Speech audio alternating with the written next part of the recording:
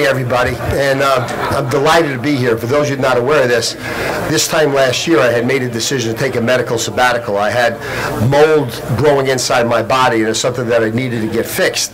And it was a difficult decision because the season was getting ready to start, but I made what I thought was a smart decision that would have a positive impact on my health for the next 20 years. When you make those types of decisions, there's always a cost. The cost for me was I had to give up the next few months. Emotionally, that was impossible. Intellectually, it was actually an easy decision to make. It would have been the same type of decision I would have recommended to my players, my coaches, anybody I cared about.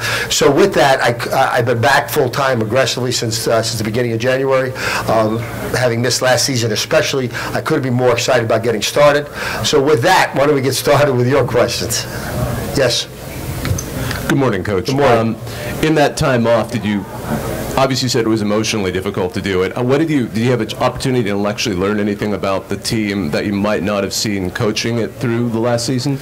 I think there's always a value, actually. That's an interesting question. There's always a value to stepping away from something and observe it a little bit more from the outside. Sometimes when you're on the inside, you get a little too emotionally involved. You don't see the forest for the trees. So I don't know if I learned anything different than what I would have learned if I had been there, but I'm certainly aware of the mistakes that we had made and some of the things we could do going forward. Coach, does everything you went through, do you almost look at this as a little bit different perspective now? You mean like a new look on life? Well, remember, I wasn't dead. I wasn't dying, but I could have had a very serious breathing and maybe like problem 3 or 4 years from now. So I've taken care of that. I think I've always been, I grew up in a gang area. Immigrant parents. 2 of my best friends got killed when I was in high school. One died of a drug overdose. One was killed by the police robbing a liquor store. My father sold bananas and apples in the Bronx. I feel so incredibly blessed to have had 2 careers, both of which I really love and I'm really pretty good at. So I've never taken that for granted. So for me, getting ready to start this season it's the same perspective. I'm honored and privileged and humbled to be in the position I am, and then I know with that though comes very, very real responsibility. It's not like a new look on life for me. It's the way I kind of look at things. Were you able to be involved with the team at all, or was it a clean break for you? No, I wasn't involved with the team. They all the coaches had total autonomy to do whatever they wanted with football, as long as they didn't change our competitive advantage, which are our processes and the way we actually do philosophy, the way we do things. On Sundays, I would ask the position coaches and the coordinators just to text me and tell me your thoughts about how your guys did, and if I had some sort of reaction to that, I gave it to them. The players actually asked me to come in and talk to them a couple different times about things that had nothing to do with football. In fact, the 2 things they wanted me to talk about, remember last year they had the issues going on in Charlottesville. My guys wanted my perspective on what was going on in Charlottesville, and the other one was, if you remember, Kim Jong-un in North Korea had shot a missile over Japan. My guys were concerned about nuclear crisis. Now, I don't know how many teams in the country could ask the coach to come and talk about those things, but my players asked me to come and talk about that. I did both of those. After 7 games, I came in to kind of summarize where I thought we were as far as the season itself goes, but I wasn't involved. Coach, back here. Yes. What's something about your program that maybe people don't know about that they should? Well, I think there are 2 things that Coast Carolina does that nobody else in the nation does. The first is we don't have any rules. Literally, there are no rules. We have a standard. We call BAM, be a man. Now, it's not a tough macho guy. I raised my girls on that standard. But I have all male, so therefore be a man kind of work. And what that means is a real man, a real woman, a real leader stands on their own 2 feet. They take responsibility for themselves. They always treat others with dignity and respect, and you're going to live with the consequences of your actions. Many of us, especially as we get players that have been high school stars, they tend to have a subconscious sense of entitlement. Now, no rules, but that's the standard. So when you come to our place, that's what we build the program on. It's also the way I built. It was also my philosophy my first time around as a coach. My philosophy in the business world, both at Merrill Lynch and Ameritrade, it's a standard we have. So everything we build our program around. That's number 1. Number 2, every coach in the nation realizes that part of our job is to lay a foundation upon which we're going to build. Our guys are going to build their lives later on. Now, we got 9, not counting this year because we don't know what's going to happen. So last year we had 9 guys playing professional football, 9. We also had 41 guys that were doing graduate work while they're playing for us. There's not a program in the nation that can say anything that comes close to that. So if you're good enough to get to the league, we'll get you to the league. But it's still about laying a foundation upon which you're going to live your life later. Now, what do we do as coaches? that reinforce that, other than say that. Everybody's got help and support on campus. What we do that nobody in the nation does, we give up 30 minutes of practice a week. I'm going to repeat that. We give up 30 minutes of practice every week. We have a team meeting. Most of the time I run it, but not always. And we talk about stuff that's got literally nothing to do with football.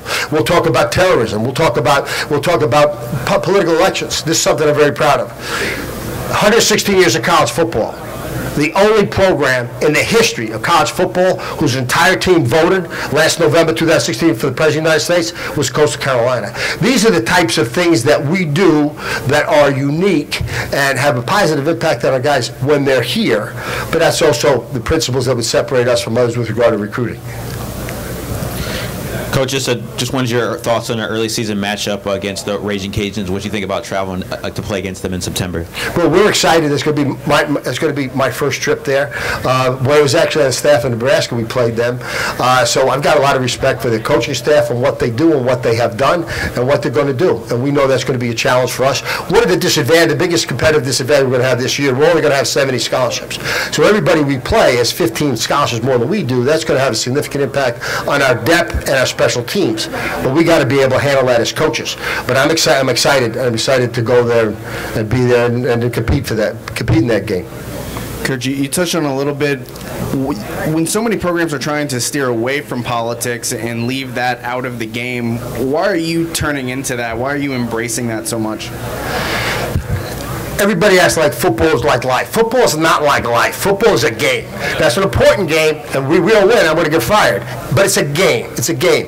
At the end of the day, there are so many things going on in the world. It's not just a matter of politics, but there are so many things going on that I would want my children to know. I want my players to know. And if I feel so strongly like that, why wouldn't I spend real time making sure our guys know that?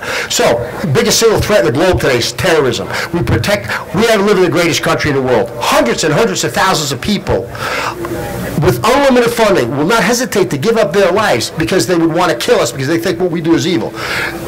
You don't think that's something that your football players should absolutely know? My guys know what ISIS stands for. I bet you 90%, forget student athletes, I bet you 90% of the students in the nation don't know what ISIS stands for. You protect ourselves through the military. Average age of our guys 20 years old. There are plenty of people 20 years old putting their lives on the line so we can play football, so we can live in freedom. With those freedoms come responsibility. You go right back to BAM. If that's so critical, you all can only pray that our political and military leaders have the guts to do what they believe is the right thing, even if they're not going to get reelected, even if they're not going to get promoted. Well, what role do we have in that? Oh, we have no say. We do have a say. I almost said something there. We do have a say. We live in a democracy. We've got the right to vote.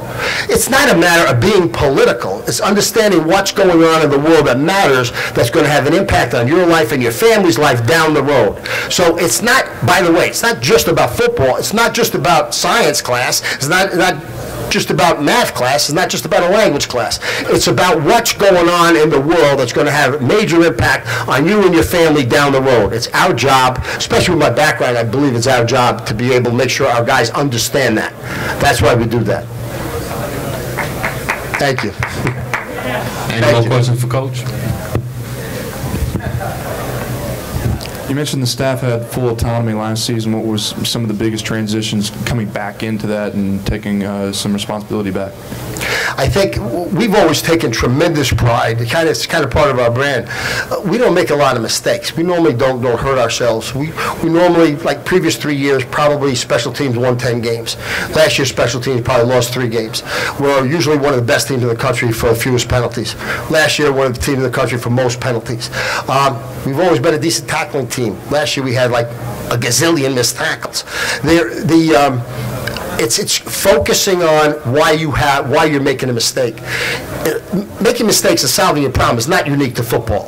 And a lot of things that go on in football programs are not unique to football. Recruiting, other than evaluating the players, got nothing to do with football. It's about marketing, it's about sales, it's about logistics, it's about processes.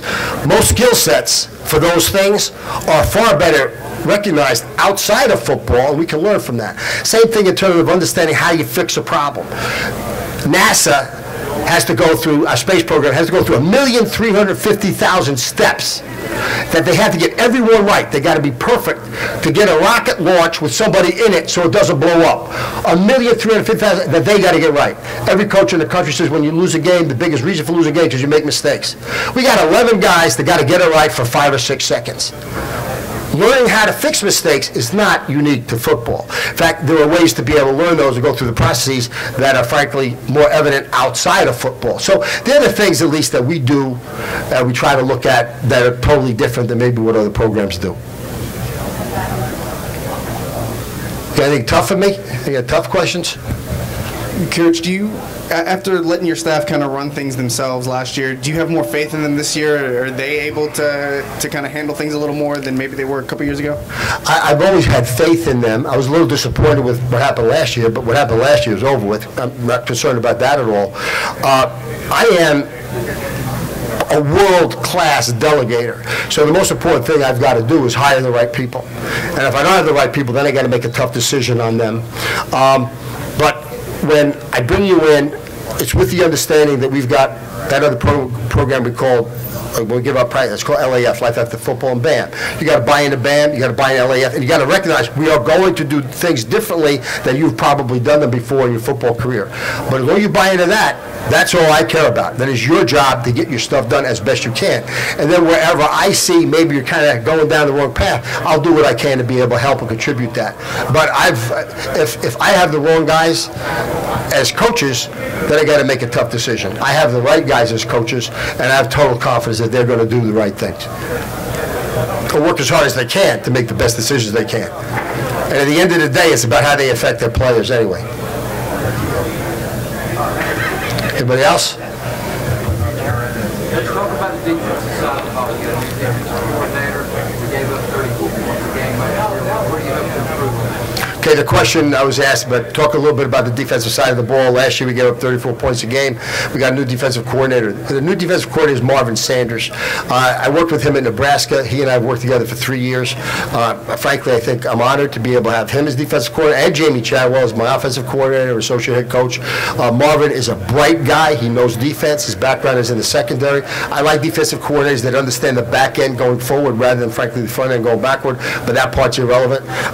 He understands teaching. He understands in coaching, it is not about, coaches are charismatic. They do a good job at teaching. It's got nothing to do with teaching. It's what your players learn. There are 3 ways we all learn: visual, auditory, kinesthetic. So all of our guys take that test. So every one of our staff, every one of our players take the test so we know how they learn. Marvin understands that. So if he's working with one of the guys in the secondary and he's looking at film and he's talking about what's going on in the film, but one of his guys is a kinesthetic learner, he learns by touching, feeling, doing. The question the guy should ask, the player should ask, Coach, do me a favor, go over that again, but instead of showing me on film or talking me through it, allow me to take the steps. Show me to take the steps. Marvin brings those types of things. He understands how to handle problems. He understands it's not about teaching, it's about learning. And he's a great role model, I think, to the staff, and I think he's a great role model for our players. Yes? Coach, you lose a lot of experience going into this season as well, and since it is sort of restarting with you as a head coach, realistically, what are your goals for this season and for the team? It's a tough division. Do you expect to have a chance to win it? And if so, I mean, what's your basis for it? I know this sounds a little bit hokey, but the reality is this is what I've said every year that I've coached. There's not goals per se. The goal is how do we maximize as a staff. We can't control necessarily we're going to win a game because we can't control the other team. But what we can control is whether or not we're able to maximize our potential. We are obsessed and fanatical about that and the elimination of mistakes. So if we do that, I would expect us to be able to do relatively well during the span of the season. So the focus is on whether or not we're maximizing our potential and achieving that. It's not about whether you can win a game and not have lived up to your potential. And you can lose a game and have done a job that nobody else in the country could have done better than. That's what we're trying to achieve. And I would expect us, even though we have the 15 scholarship disadvantage, I'd still expect us to be competitive. Now, what's going to happen, I don't know. But I know we're going to be committed to the idea of maximizing your potential and the flawless type of execution. And at the end of the day, our real mission is to put a team on the field that Coastal Carolina is proud of. So it's not just winning games. It's how you behave, how you handle yourself, all those things. That's part of that. The commissioner was talking a lot about the financial growth of this conference with its new deal with ESPN, new championship game. How do you assess this conference and how it's grown? I think the commissioner the last 7 years, I believe he's been here 7 years, I think Commissioner Benson has done an incredible job. The whole idea that the Sun Belt rising, being able to go to the next level. Last year we played 5 bowl games. We were 4-1. That's as good as anybody else in the country, I think. I think we had 5 teams want to go to a bowl game. It's something we're proud of. You look at you just take a look at the size and the stature of the Sun Belt a few years ago with where it is to now. It has risen significantly. It's going to continue to rise. I'm proud that Coastal Carolina is part of the Sun Belt.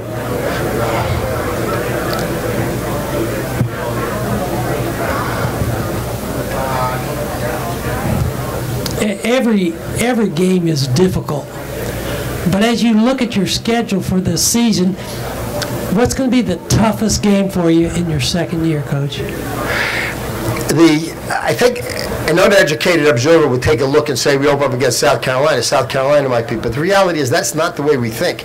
And we've got some really, really good teams in our league that I think are going to be every bit as competitive as anybody else that we might play. But as I said before, when we're getting ready for a game, we cannot control who the other team is. We can learn what they do. We can understand mismatches. We can understand what we need to stop and what we need to attack and how we might be able to adjust our special teams accordingly. But the only thing we can do is try to maximize our potential and have flawless execution. So when we go into a game, I mean, we know if a player's good. We know if a team's good. The record will tell us that. But it's just not the way we think. You get away from your focus. You get away from your priorities when you spend too much time talking about that. So my answer is I'm looking at the whole schedule to be pretty competitive. I know the league's going to be competitive. I know South Carolina's going to be competitive. I can't worry about any of that.